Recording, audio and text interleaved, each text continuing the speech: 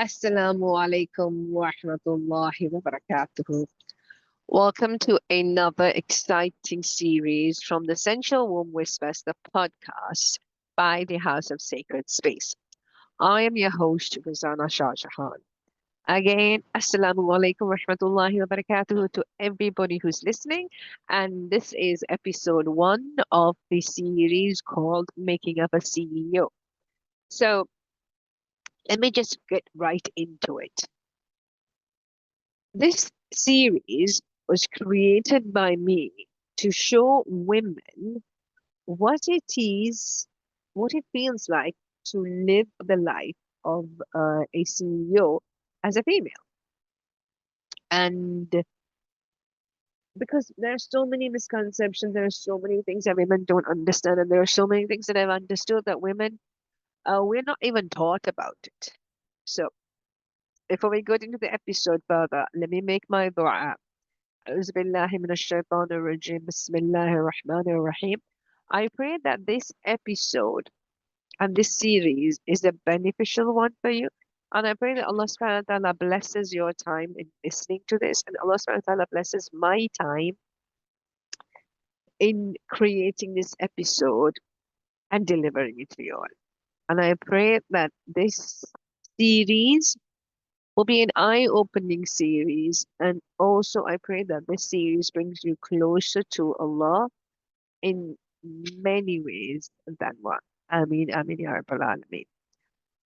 So this series, in short, is a series of interviews that I have conducted with different women from different backgrounds, different lifestyle, different life stages. And it is a way for me to introduce you all to the different ways that women operate, the way that women operate as CEOs. So a little bit background about the concept of CEOs. So if you see, um, for centuries, women have always been entrepreneurs. Women have always been, women have always taken part in business. Women have always taken part in finance. And this is very, very prevalent in our Islamic history. But in Islamic history, women have been scholars, rulers, head of strategy, head of advisory board. Women have had such high roles in Islamic society in the past. But with time and with patriarchal systems and different kinds of modalities of tribal systems and stuff like that, women have been pushed way, way into the background. And this sometimes you can see it even today. But women have always been creative because that is their nature, that's their fitra. Allah subhanahu wa ta'ala has created us with creativity, with empathy. And alhamdulillah, women have always been there in business. Women have always been entrepreneurs. If you take, I always come back to this point of the Salem witch hunt. If you take those women who were burnt at the stake as witches, what was their fault? They were herbalists, they were scholars, they were mathematicians, they were teachers, they were trailblazers, they were rule benders, and above all, they were property owners. And oh, the system could not want that. The system did not want women to own property, which means she will be financially independent and she cannot be controlled. So, of course, they made up rumors, they made up stuff, they made up stories, and found them guilty and burnt them alive. Fast forward centuries, we had different kinds of revolutions. We had the feminist movement. We had women demanding to have their own businesses, women demanding to have to get a bank loan for a business without a man co-signing. All of this happened only in the late 1980s. 1970s, um, we have the feminist march, etc., etc. But women have always been CEOs. So women have always been CEOs, women have always been entrepreneurs, when women have always been women have always magnetized money. Let's put it that way. And it has been always been easy for women to magnetize money because we don't need to overthink it. So this concept of the CEO came when companies started going public. They needed a structure. They needed a chief who knows who can lead and stuff like that. So big organizations created these uh, top-down approach, a structure, top management, middle management, lower management, etc. And that's where this system of chain of command came down. And I would say um, before the collapse of the banks in 2008, before the recession of 2008, 2010, CEOs were seen as successful, seen as amazing. Some were even like hero worshipped.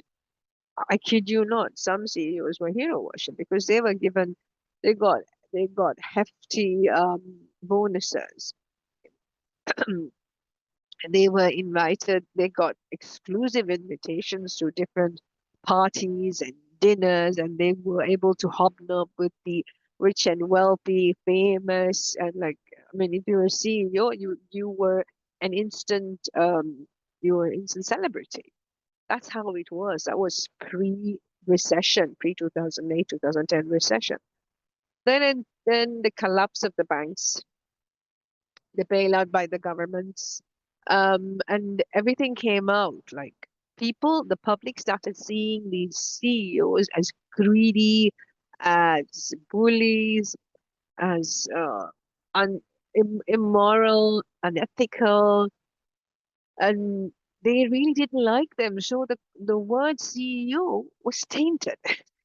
To be fair, was tainted during the time of the recession 2008, 10, I would say until 2015, 16, just pre-COVID, it was getting better because now they had ethical CEOs. There was something called ethical CEO. There was something called ethical management. Corporate governance became better, became more strict. Then COVID hit. Now that is when the digital boom began. And we started seeing digital millionaires, we started seeing digital CEOs. It was easy to incorporate a company, it was easy to register a company. You could get a website like pretty quick. I mean, now you can create a website under a minute. Um, yeah, so the concept of the CEO started shifting from a celebrity to a greedy bully to a more of a trendy title. Like post-COVID, the CEO title became very trendy, and there were so many hashtags online about being girl boss, boss babe, boss bitch, etc., etc., to hone in the concept that you're a female CEO and you wield the power. And people understand that the CEO position comes with power, comes with wealth, comes with affluence. But what people don't understand, it comes with a lot of hard work, a lot of responsibility, and a lot of accountability. It's not the 1980s. I mean, the Wall Street boys had it. They had so much fun in trading, in being those Wall Street boys and being the Wall Street wolves, as they were called. That is not now anymore. Like It is not that anymore. It's not that easy because we've got so many regulations in place. And also, with great power comes great responsibility. Think about it. A CEO is accountable to the board of directors. A CEO can't just go in and nilly-billy make decisions and do things as he or she wishes. No, it has to go through the board and the board has to approve. And the CEO is appointed by the board. This is what many people, even young people, don't understand, that the CEO is appointed by the board. I was listening to the interview of the old Pepsi CEO Indra Nooyi, and she was talking about how she has to present to the board whatever change she wanted to make, whatever transformation she needed to make. She need to present a compelling case to the board, and the board has to approve for the next for her to implement it. So the implementation process is where she goes, and she has to once the board is convinced, then she has to go and speak to the people below her, get the message across to them in such a way that they can get the message across to those below them. And this is how a CEO operates. A CEO doesn't operate in isolation, and a CEO does not have absolute control or power as people may think. It doesn't work like that. It does not work like that. Yes, we have so many CEOs, we have so many digital CEOs now, we have so many women making so much money online. Alhamdulillah, I'm so proud of them, but don't fall for it because it's work. You need precision, you need strategy, you need planning, you need execution, you need discipline, consistency.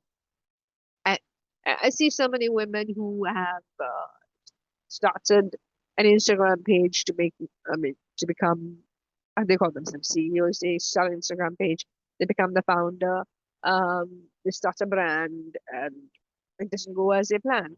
They quit, they go back to the 9 to 5, and then they're dissolution, they're 9 to 5, then they come back to the brand, and it's a yo-yo process, but that's not how it is. And CEO and the title CEO does not have the glamour that we were sold.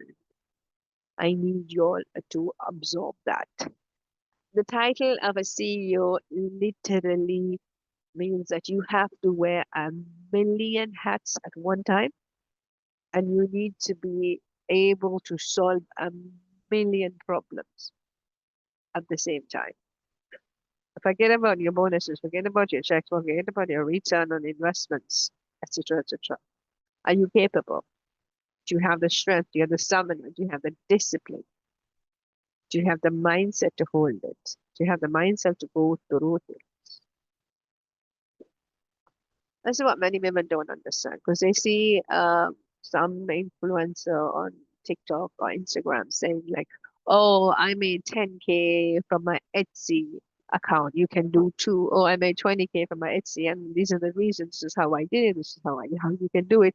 And you do exactly what they say, but still you don't make it. Why? Why? Because they didn't do it overnight. It took them months to get to where they are. They would they would have taken them months to get where they are, but they would have definitely made that money in that month, but it would have taken them a long time, the momentum to build. But we think it's a overnight success. We fall for it. So the job of a CEO does not happen overnight. It's a good CEO, an excellent CEO.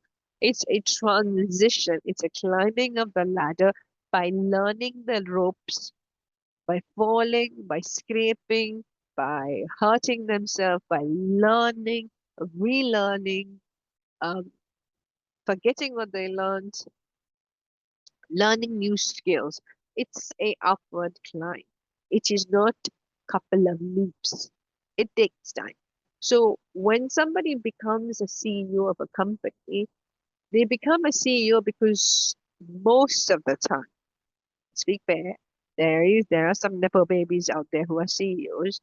Most of the time, it is because they have shown that they have the capacity to lead a particular organization through some difficult time or a particular organization to achieve their goals that the board has set out for the company.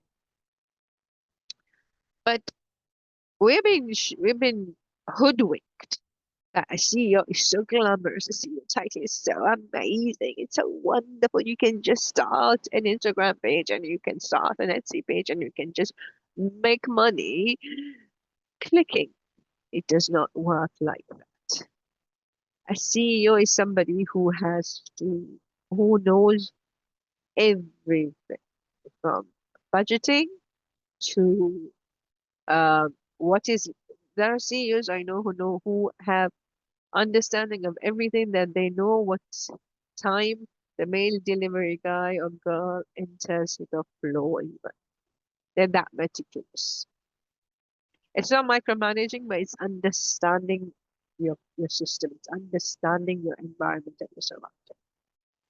Anyhow, that's the gist about CEOs. I wanted you all to understand that please don't be fooled by what is being showed on social media. It's not all true. So this series is about this season one of Making of a CEO is about 6 or 7 videos where I will be speaking to different women about their life, about their business, about their journey to becoming a CEO and what it really takes to make a CEO. And I've spoken to different women from different life cycles, different life stages, different nationalities, different ethnicities, different backgrounds. And they have given me similar answers. And these women don't know each other. They only know me. Some of them don't even know me that well. We just met online. But I love their journey. I love what they've done. And that's why I reach out to them. I reached out to so many other women as well. Some have declined. Some have ghosted. Some said, no, I'm sorry, I don't want to be part of the podcast. And I'm like, hey, that's all right by me. But I have to do what I have to do because I will do what Allah subhanahu wa ta'ala guides me to do. So in this season one, we'll be speaking to, you'll be listening to the journey of different women, their different journeys, how they got to where they got, and what inspired them to start, what inspired them to embark this difficult journey of making up a CEO. It's not easy. And they all agree it's not easy. And they have a different strategy decks. Each one has a different strategy decks for what make them successful. Yeah, so this is going to be an exciting series, inshallah. And as I said, I pray that this series opens your eyes, opens your mind to understanding how different CEOs work and different CEOs operate, inshallah. So basically, that's it from the introduction from me. Um, do go watch the episodes, do go watch the different videos, and I pray that you enjoy it. If you have any questions about the podcast or the content of the podcast, or if you've done any of my meditations in the previous episodes, the previous series, please feel free to contact me. I'm on Instagram at the House of Sacred Space. Feel free to contact me. Feel free to reach out to me. And inshallah, if you have any questions, doubts, I'm more than happy to help you. I'm more than happy to talk to you about it. Again, the Instagram handle is the House of Sacred Space. There's an underscore after every word. So with that, we will end this episode. Assalamu alaikum wa rahmatullahi wa barakatuh.